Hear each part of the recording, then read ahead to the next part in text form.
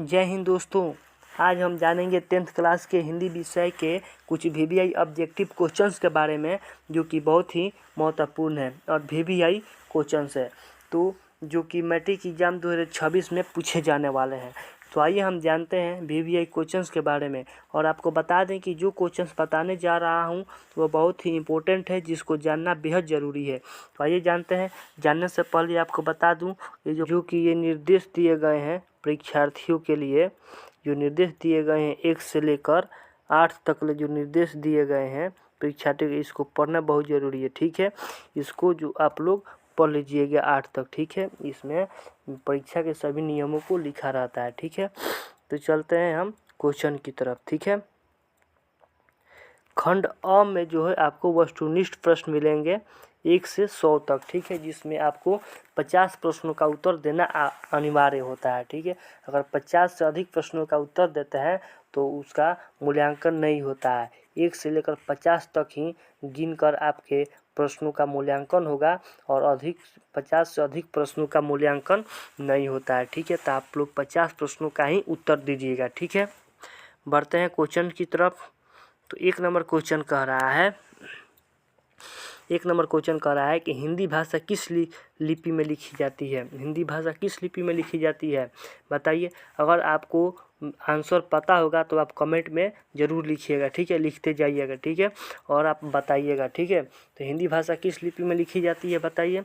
तो इसका right answer होगा B, option number B, Devanagari लिपि में लिखी जाती है। और क्वेश्चन नंबर 2 दिया है कि स्वरों की मात्राओं तथा अनुस्वार एवं विसर्ग सहित एक व्यंजन वर्ण में 12 रूप होते हैं। इन्हें परंपरा के अनुसार क्या कहते हैं बताइए। क्या कहते हैं, पता होगा तो ऑप्शन नंबर डी इसका राइट आंसर होगा 12 खंडी। ठीक है, अब बढ़ते हैं तीसरे क्वेश्चन की तरफ।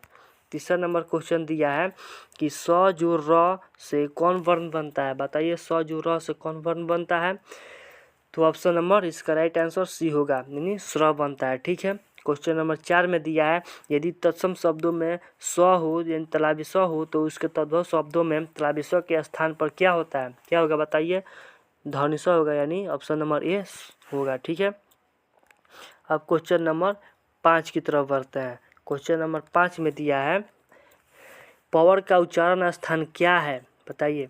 पवर का उच्चारण स्थान, ऑप्शन नंबर इसका आंसर होगा डी, ऑप्शन नंबर डी, ओष्ठ होगा। ठीक है, क्वेश्चन नंबर 6 दिया है कि निम्न में कौन पंचमाक्षर का एक वर्ण है। पंचमाक्षर का वर्ण कौन है, ऑप्शन नंबर बी, म होगा। ठीक है, क्वेश्चन नंबर 7 की तरफ बढ़ते हैं।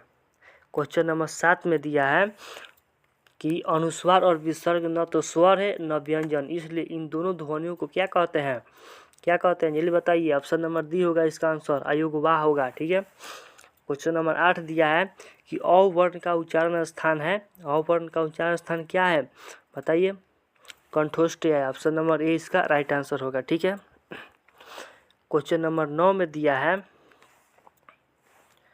क्वेश्चन नंबर 9 में दिया है कि भदाक्षर की अंतिम ध्वनि क्या होती है।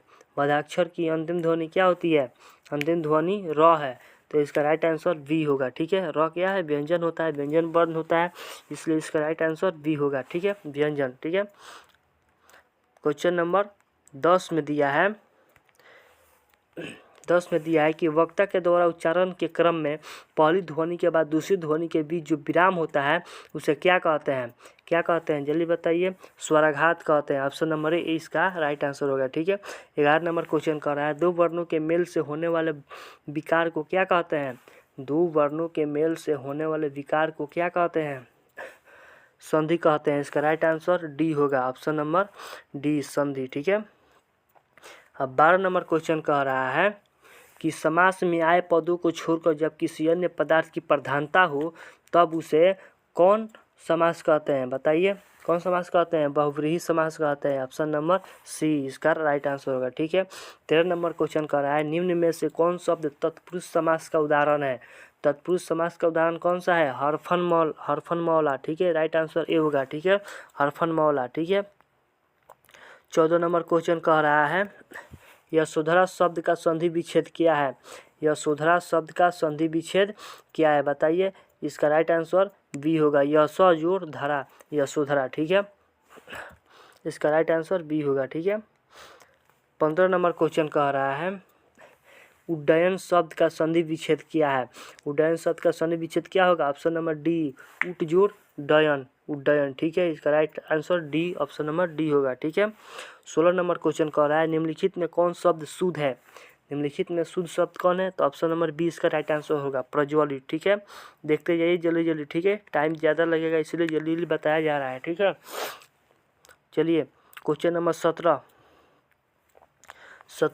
में कह रहा है कि निम्नलिखित में से कौन शब्द अशुद्ध है। कौन सा शब्द अशुद्ध है निम्नलिखित में से? तो ऑप्शन नंबर ए इसका राइट आंसर होगा। ठीक है, राइट आंसर ए होगा। अब आते हैं क्वेश्चन नंबर 18। क्वेश्चन नंबर 18 कह रहा है कि निम्न में कौन प्रश्नवाचक चिन्ह है। प्रश्नवाचक चिन्ह कौन है? क्वेश्चन नंबर 18 का कह रहा है कि निम्न कौन प्रश्नवाचक चिन्ह है। तो ऑप्शन नंबर सी इसका राइट आंसर हो जाएगा। ठीक है। अब क्वेश्चन नंबर 19 कह रहा है कि दो विपरीतार्थक शब्दों के बीच कौन विराम चिन्ह लगाया जाता है। कौन सा विराम चिन्ह लगाया जाता है, जल्दी बताइए। ऑप्शन नंबर डी इसका राइट आंसर होगा, वो योजक चिन्ह। ठीक है, ऑप्शन नंबर डी इसका राइट आंसर होगा। 20 नंबर क्वेश्चन कह रहा है रचना के आधार पर शब्द के कितने भेद होते हैं। रचना के आधार पर शब्द के कितने भेद होते हैं? 3 भेद होते हैं। ऑप्शन नंबर बी इसका राइट आंसर होगा। ठीक है, 21 नंबर क्वेश्चन कह रहा है 21 नंबर क्वेश्चन कह रहा है कि निम्न में कौन तद्भव शब्द है। निम्न में तद्भव शब्द कौन है बताइए। होठ, B number, option number B होगा इसका राइट आंसर। ठीक है, 22 नंबर क्वेश्चन कह रहा है निम्न में कौन वर्ण संकरण शब्द है। निम्न में कौन वर्ण संकरण शब्द है बताइए। ऑप्शन नंबर डी इसका राइट आंसर होगा, लाठीचार्ज। ठीक है, क्वेश्चन नंबर 23। क्वेश्चन नंबर 23 कह रहा है कि निम्न में कौन शब्द व्यक्तिवाचक संज्ञा है बताइए। पटना इसका राइट आंसर होगा। ठीक है, पटना इसका राइट आंसर होगा। क्वेश्चन नंबर 24 कह रहा है जिस संख्या शब्द से व्यक्ति या वस्तु के गुण या धर्म, दर्शवा अथवा व्यापार का बोध होता है उसे क्या कहते हैं बताइए। भाववाचक संज्ञा कहते हैं। ऑप्शन नंबर बी इसका राइट आंसर होगा। ठीक है, 25 नंबर कह रहा है क्वेश्चन 25 नंबर कह रहा है कि संज्ञा के जिस रूप से व्यक्ति या वस्तु की नर या मादा जाति का बोध हो उसे व्याकरण में क्या कहते हैं। क्या कहते हैं? नर या मादा जाति का बोध हो तो उसे व्याकरण में क्या कहते हैं? लिंग कहते हैं। क्वेश्चन ऑप्शन नंबर डी इसका राइट आंसर होगा, डी। ठीक है, लिंग। अब आते हैं क्वेश्चन नंबर 26। क्वेश्चन नंबर 26 कह रहा है जिस वाक्यों में लगना, जाना, सकना तथा चुकना सहायक क्रियाएं आती है उनमें किस वर्ण का प्रयोग नहीं होता है बताइए। ने का प्रयोग नहीं होता है, राइट आंसर सी होगा। ठीक है, option number C. 27 number question कह रहा है हरि मोहन को रुपए देता है वाक्य किस कारक का है बताइए। वाक्य किस कारक का है? संप्रदान कारक, यानी ऑप्शन नंबर ए इसका राइट आंसर होगा। ठीक है, 28 नंबर क्वेश्चन कह रहा है श्रीमती शब्द का बहुवचन क्या है। 28 नंबर कह रहा है श्रीमती शब्द का बहुवचन क्या है। श्रीमती शब्द का बहुवचन हो जाएगा श्रीमती लोग, ऑप्शन नंबर सी इसका राइट आंसर हो जाएगा। ठीक है, श्रीमती लोग। 29 नंबर क्वेश्चन कह रहा है निम्न में कौन पुल्लिंग शब्द है। पुल्लिंग शब्द कौन है? खिंचाव, इसका राइट आंसर ये होगा, खिंचाव। ठीक है, 30 नंबर क्वेश्चन कह रहा है निम्न में कौन स्त्रीलिंग शब्द है। निम्न में कौन स्त्रीलिंग शब्द है? स्त्रीलिंग शब्द कौन है? छत, राइट आंसर डी होगा, छत। ठीक है, 31 नंबर क्वेश्चन की बात करें तो 31 नंबर क्वेश्चन में कह रहा है कि वाक्य से अलग रहने वाले शब्दों को शब्द कहते हैं। वाक्य से अलग रहने वाले शब्दों को शब्द कहते हैं किंतु जब वे किसी वाक्य में प्रयोग दिए जाते हैं तब वे क्या कहलाते हैं बताइए। पद कहलाते हैं। ऑप्शन नंबर सी इसका राइट आंसर होगा, पद कहलाते हैं। 32 नंबर क्वेश्चन कह रहा है पुरुषवाचक सर्वनाम के उत्तम पुरुष में कौन आता है। पुरुषवाचक सर्वनाम के उत्तम पुरुष में कौन आता है? लेखक या वक्ता, ऑप्शन नंबर बी इसका राइट आंसर होगा। ठीक है, क्वेश्चन नंबर 33। क्वेश्चन नंबर 33 कह रहा है हिंदी में कुल कितने सर्वनाम है? 11 सर्वनाम है।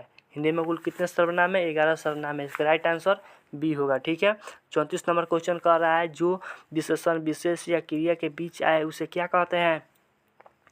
जो विशेषण विशेष या क्रिया के बीच आए उसे क्या कहते हैं, जल्दी बताइए। ऑप्शन नंबर डी इसका राइट आंसर होगा, विधेय विशेषण कहते हैं। ठीक है, क्वेश्चन नंबर 35 में कह रहा है मोहन पढ़ने में बहुत तेज है। इन वाक्यों में प्रविशेषण कौन है, जल्दी बताइए। ऑप्शन नंबर सी इसका राइट आंसर होगा, बहुत। ठीक है, 36 नंबर क्वेश्चन में कह रहा है कि व्युत्पत्ति अथवा शब्द निर्माण की दृष्टि से धातु कितने प्रकार की होती है। व्युत्पत्ति अथवा शब्द निर्माण की दृष्टि से धातु कितने प्रकार की होती है, बताइए कितने प्रकार की होती है। धातु 5 प्रकार की होती है। कितने प्रकार की होती है, 5 प्रकार की होती है। ऑप्शन नंबर डी इसका राइट आंसर होगा। ठीक है। 37 नंबर क्वेश्चन कर रहा है जो धातु संज्ञा या विशेषण से बनती है, जो धातु संज्ञा या विशेषण से बनती है उसे क्या कहते हैं, नाम धातु कहते हैं। राइट आंसर सी होगा, ऑप्शन नंबर सी नाम धातु। ठीक है। 38 नंबर क्वेश्चन कह रहा है कि मैंने आम खाया है, यह वाक्य किस काल का है, आसन भूतकाल का है। ठीक है। ऑप्शन नंबर बी इसका राइट आंसर होगा। ठीक है। 39 नंबर क्वेश्चन कह रहा है ऐसे शब्द को क्या कहते हैं जिसके रूप में लिंग वचन पुरुष कारक इत्यादि के कारण कोई विकार उत्पन्न नहीं होता है, क्या कहते हैं, बताइए। अव्यय कहते हैं। राइट आंसर डी होगा इसका, अव्यय कहते हैं। ठीक है। 40 नंबर क्वेश्चन कह रहा है प्रयोग के अनुसार क्रिया विशेषण के कितने भेद होते हैं। 40 नंबर क्वेश्चन कह रहा है प्रयोग के अनुसार क्रिया विशेषण के कितने भेद होते हैं, बताइए। क्रिया विशेषण के 5 भेद होते हैं। राइट आंसर सी होगा। ठीक है। अब आते हैं क्वेश्चन नंबर 42। क्वेश्चन नंबर 42 कह रहा है कि ऐसे शब्द जो दो शब्दों के मेल से बनते हैं और जिनके खंड सार्थक होते हैं और सामान्य अर्थ के सूचक होते हैं उन्हें क्या कहते हैं, क्या कहते हैं, बताइए। यौगिक शब्द कहते हैं। ऑप्शन नंबर 20 का राइट आंसर होगा। ठीक है। 43 नंबर क्वेश्चन कह रहा है आक्रमण शब्द में उपसर्ग क्या है। आक्रमण शब्द में उपसर्ग क्या है, माने जो शब्द इस शब्द के पहले आकर लग गया है और उसका अर्थ बदल दे उसे क्या कहते हैं, उपसर्ग कहते हैं। तो आक्रमण शब्द में उपसर्ग क्या होगा, बताइए। आ होगा। ऑप्शन नंबर डी इसका राइट आंसर होगा। ठीक है। अब आते हैं 44 नंबर क्वेश्चन। 44 नंबर क्वेश्चन में कह रहा है 44 नंबर में कह रहा है पूजापा शब्द में प्रत्यय क्या है, पूजापा आपा, यानी ऑप्शन सी इसका राइट आंसर होगा। जो शब्द के अंत में लगकर उसका अर्थ बदल देता है तो उसे प्रत्यय कहते हैं। तो इसका प्रत्यय क्या होगा, पूजापा का आपा लास्ट में लग रहा है तो इसका ऑप्शन नंबर सी इसका राइट आंसर होगा। ठीक है। 45 नंबर क्वेश्चन कर रहा है निम्न में से कौन सरल वाक्य है। ऑप्शन नंबर ए होगा इसका, अस्वस्थ रहने के कारण वह परीक्षा में सफल न हो सका। ठीक है। अब आते हैं क्वेश्चन नंबर 46। क्वेश्चन नंबर 46 कह रहा है कि निम्नलिखित में कौन शुद्ध वाक्य है। निम्नलिखित में शुद्ध वाक्य कौन है, बताइए। इसका राइट आंसर होगा सी। ठीक है। कह रहा है यह कविता अनेक भावों को प्रकट करती है। ठीक है। अब आते हैं क्वेश्चन नंबर 47। क्वेश्चन नंबर 47 में कह रहा है कि समुद्र शब्द का पर्यायवाची शब्द क्या है, Arnav. Option number C Arnav होगा। ठीक है। जो 48 नंबर क्वेश्चन कह रहा है कृष्ण शब्द का विपरीतार्थक शब्द क्या है। कृष्ण शब्द का विपरीतार्थक शब्द शुक्ल है, यानी ऑप्शन नंबर 20 का राइट आंसर होगा। ठीक है। 39 नंबर क्वेश्चन कह रहा है कि जो नभ में चलता है 39 नंबर क्वेश्चन कह रहा है कि जो नभ में चलता है वाक्य खंड के लिए एक शब्द क्या होगा। जो नभ में चलता है वाक्य खंड के लिए एक शब्द क्या होगा, जल्दी बताइए। खिच्चर होगा, यानी क्वेश्चन नंबर सी इसका राइट आंसर होगा। ठीक है। 50 नंबर क्वेश्चन कह रहा है आंखें मूंदना मुहावरे का क्या अर्थ होता है, मर जाना। ऑप्शन नंबर ए इसका राइट आंसर होगा। ठीक है। अब आते हैं क्वेश्चन नंबर 51। क्वेश्चन नंबर 51 में कह रहा है हाथ कंगना को आरसी क्या, लोकोक्ति का अर्थ क्या है, बताइए। क्या होगा, प्रत्यक्ष के लिए प्रमाण क्या है। इसका राइट आंसर बी होगा। ठीक है। 52 नंबर क्वेश्चन कर रहा है तू जिंदा है तो डैश शीर्षक कविता के कवि कौन है, बताइए।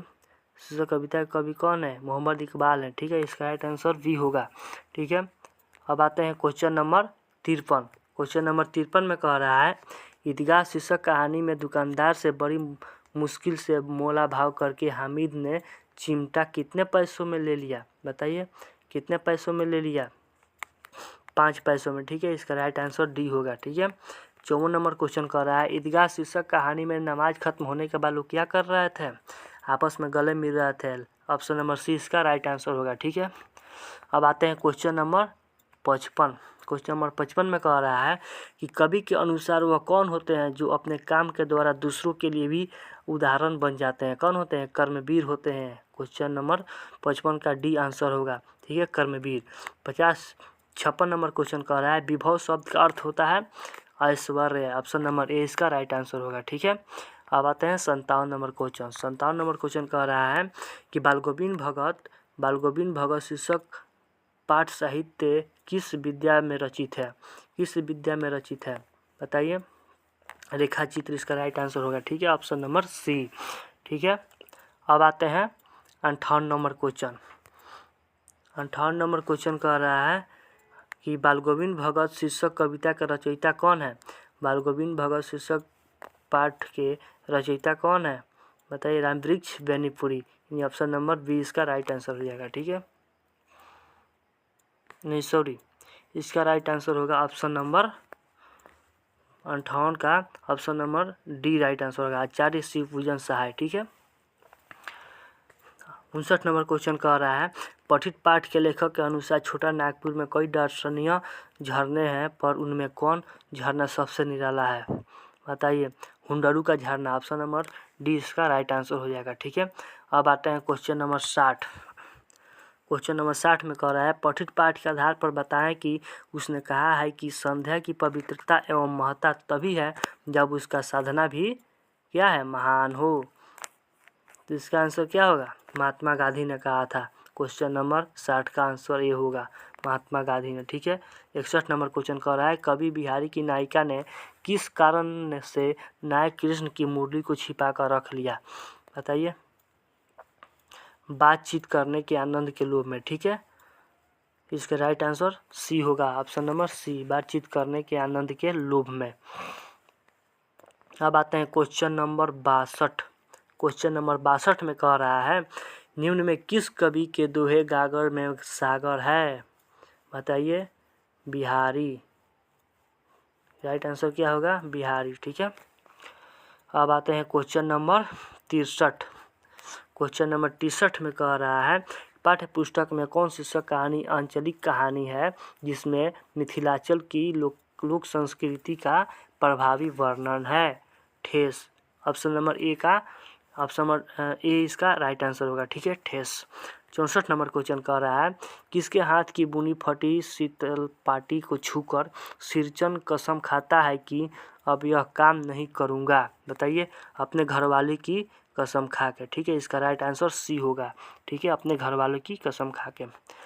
65 नंबर क्वेश्चन कह रहा है कि नैनू शब्द का अर्थ होता है क्या होता है? मक्खन होता है नैनू शब्द का अर्थ, इसका राइट आंसर ए होगा। ठीक है, 60 नंबर क्वेश्चन कह रहा है हो मेरा काम गरीबों की हिमायत करना, दर्दमंदों से जैफों से मोहब्बत करना।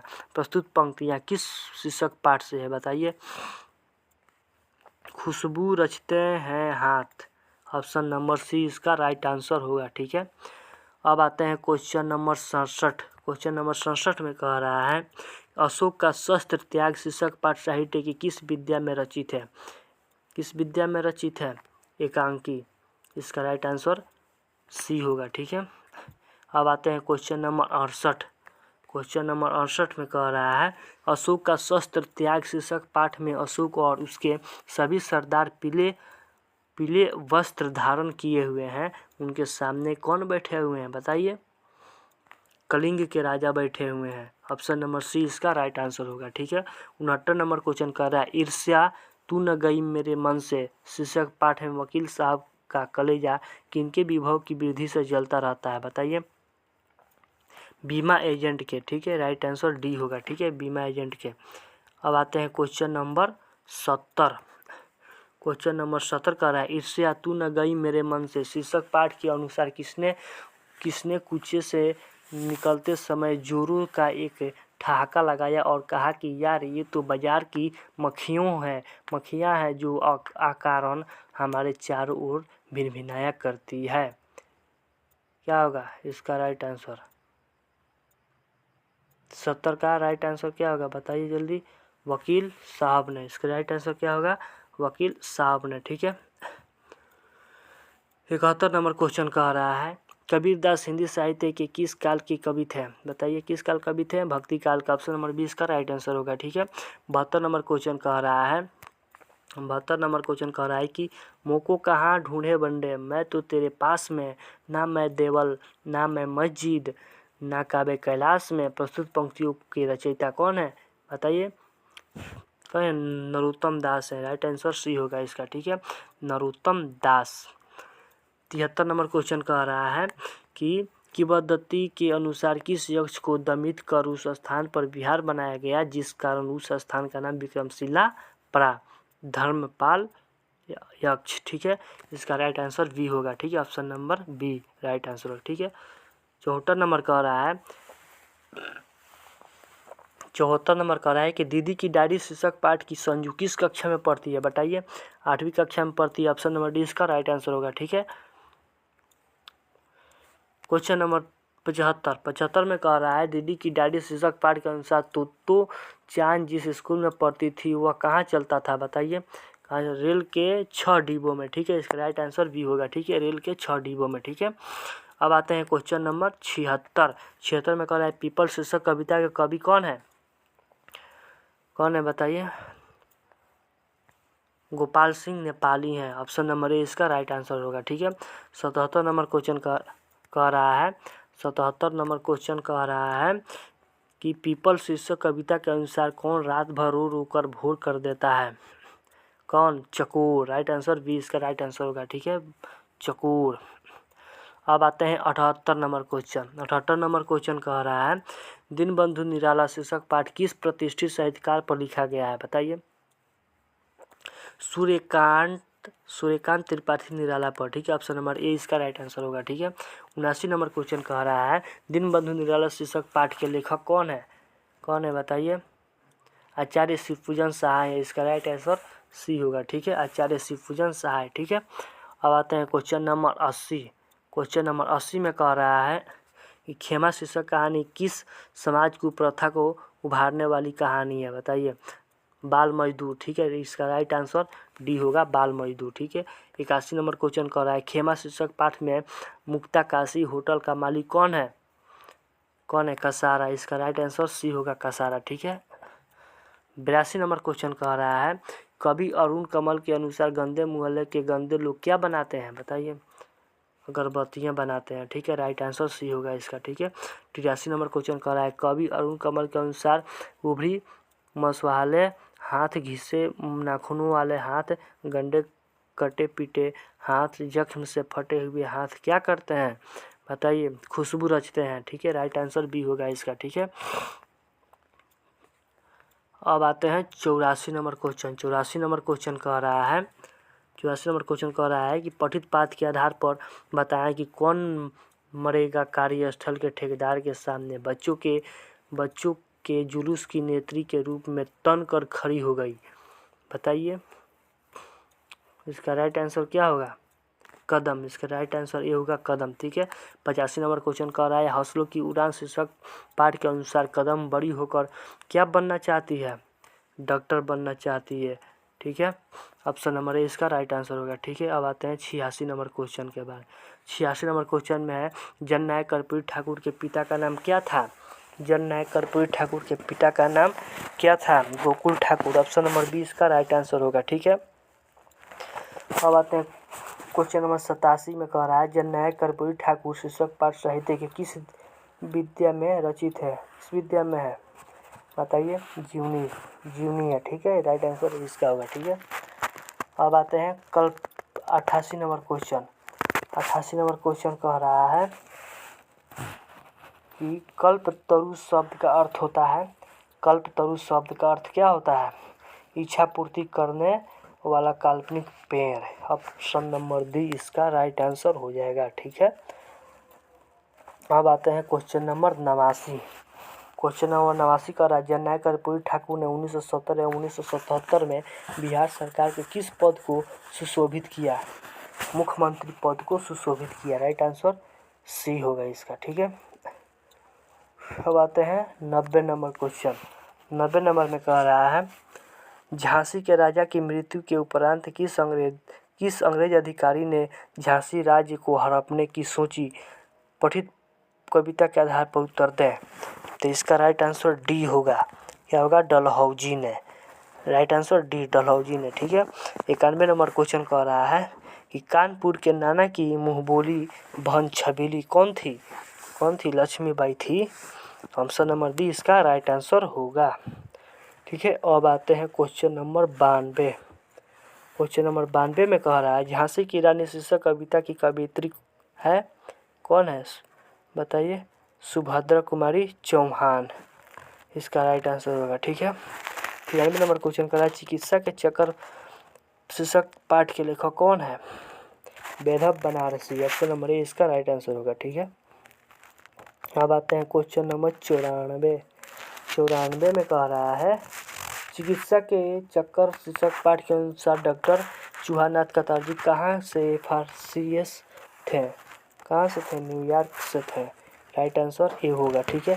95 नंबर क्वेश्चन कर रहा है लेखक बेढप बनारसी के अनुसार वे कौन थे जो रहते थे बनारस में मगर कान काटते थे लखनऊ के? चूहानाथ कातरजी, ऑप्शन नंबर सी इसका राइट आंसर होगा। ठीक है। अब आते हैं क्वेश्चन नंबर 96। क्वेश्चन नंबर 96 कह रहा है प्रादुर्भाव शब्द का अर्थ होता है, क्या होता है? प्रकट होना। इसका राइट आंसर बी होगा। ठीक है। 97 नंबर क्वेश्चन कह रहा है पठित पाठ के आधार पर बताएं कि किसने सुदामा को द्वारिकाधीश श्री कृष्ण के पास जाने को विवश कर दिया? किसने किया? बताइए। सुदामा की पत्नी ने। राइट आंसर बी होगा। ठीक है। अब आते हैं क्वेश्चन नंबर 98। क्वेश्चन नंबर 98 कह रहा है सुदामा चरित शीर्षक की काव्य भाषा है, क्या है? ब्रज भाषा। राइट आंसर ए होगा, ऑप्शन नंबर ए ब्रज भाषा। ठीक है। अब आते हैं क्वेश्चन नंबर 99। क्वेश्चन 99 में कह रहा है सुदामा चरित शीर्षक कविता के कवि कौन है? सुदामा चरित शीर्षक कविता के कवि कौन है बताइए? नरोत्तम दास है, ऑप्शन नंबर सी इसका राइट आंसर होगा। ठीक है। 100 नंबर क्वेश्चन कह रहा है 100 नंबर क्वेश्चन कह रहा है कि रा भट्ट के हिरण के बच्चे को शीर्षक कविता के अनुवादक कौन है? बताइए कौन है? Shankar Shailendra, option number B इसका राइट आंसर हो जाएगा। ठीक है। अगर आपको वीडियो पसंद आया होगा तो लाइक और सब्सक्राइब जरूर कीजिएगा। धन्यवाद।